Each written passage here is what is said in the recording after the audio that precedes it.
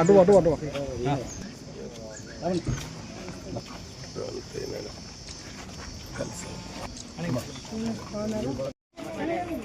నమస్తే అన్న, బాగున్నారా? చాలా రోజులు కనపడినా నడుము నొప్పులు బాగున్నా. ఇది ఏ సంబంధం లేదు. బాగున్నా. హలో శుభోదయం మేడం, చెప్పండి. శుభోదయం మేడం.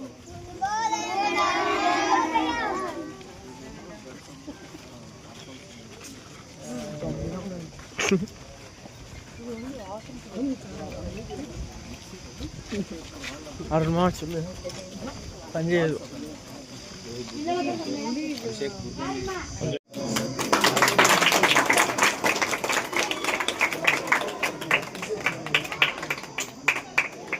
ఓకే ఇలా చూడండి సార్. మేడం మేడం మేడం ఒకసారి సార్, అందరూ ఇలా చూడాలి మేడం.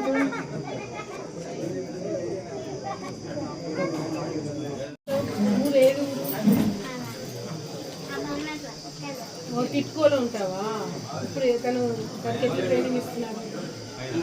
డైలీ మనం ఎడ్యుకేషన్ ఒకటే చేసిన డెవలప్ కాలేదు మేడం. అక్కడ ఎంత ఏజ్ ఉంటే పెట్టుకున్నాను? 16 years 16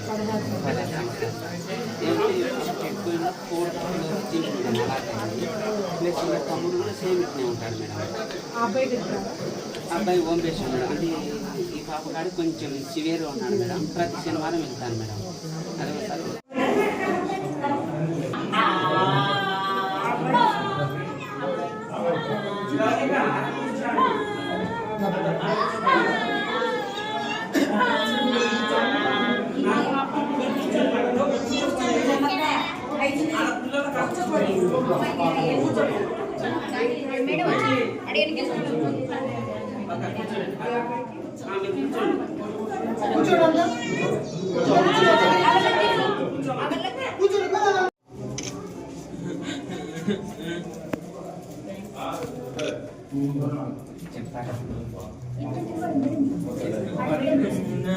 చాక్లెట్ తీసుకుంటావా?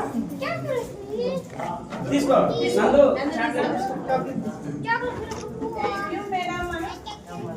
నమస్తే. అక్షయ తీసుకోమా.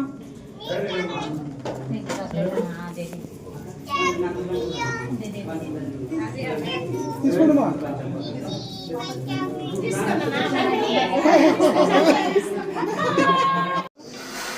ఈరోజు ఒక మంచి కార్యక్రమంలో భాగస్వాములైనందుకు నిజంగా చాలా ఆనందంగా ఉంది.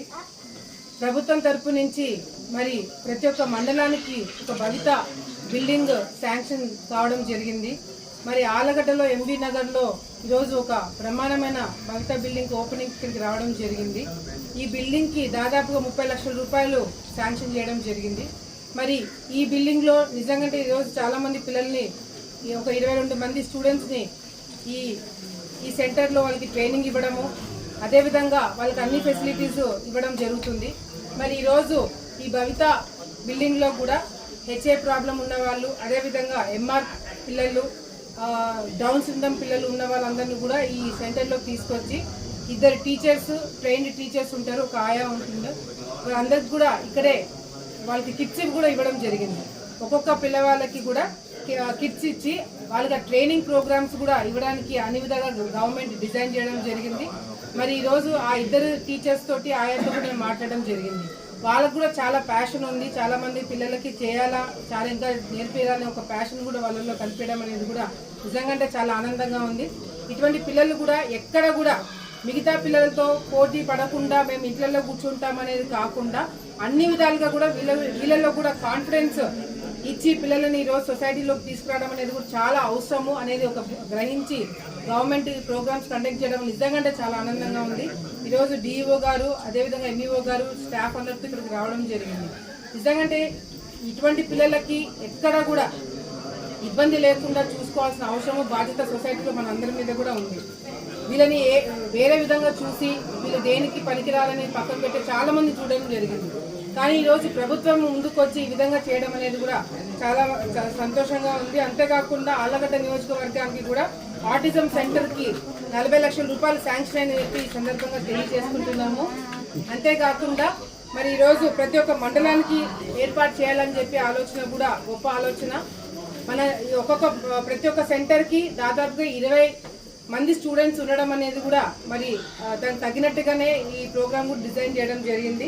మరి ఇటువంటి కండిషన్లో ఉన్న పిల్లలు కూడా 10 మంది 10th ఎగ్జామ్స్ రాస్తే దాంట్లో 9 మంది పిల్లలు పాస్ అవ్వడం జరిగింది. అంటే దాని క్రెడిట్ అంతా కూడా స్టాఫ్కి వెళ్తుందని చెప్పి ఈ సందర్భంగా తెలియజేసుకుంటున్నాను. వాళ్ళ కమిట్మెంట్తో ఉంది కాబట్టి పిల్లలు ఈ విధంగా రిజల్ట్స్ తీసుకురాగలుగుతున్నారు. ఆ ఒక్క స్టూడెంట్ కూడా మళ్ళీ సప్లిమెంటరీ రాస్తే మళ్ళీ ఆ అబ్బాయి కూడా పాస్ అవ్వడం జరిగిందంట. సో చాలా డెడికేటెడ్గా స్టాఫ్ అందరూ కూడా వర్క్ చేస్తున్నారు. దానికి తగినట్టుగానే తల్లిదండ్రులు అందరితో కూడా మాట్లాడడం జరిగింది. వాళ్ళు కూడా చాలా హ్యాపీగా ఉన్నారని చెప్పి సందర్భంగా తెలియజేసుకుంటున్నాను.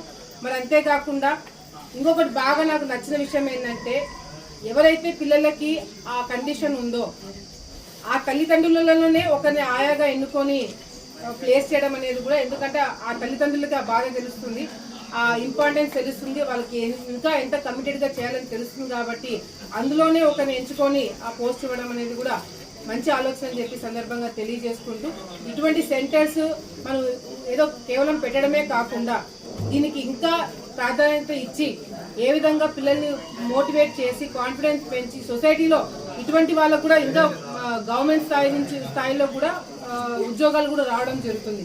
ఎంతో మంది ఆటిజం ప్రాబ్లం ఉన్న వాళ్ళు కూడా ఐఏఎస్ ఆఫీసర్లు అయిన సందర్భాలు కూడా ఉన్నాయి.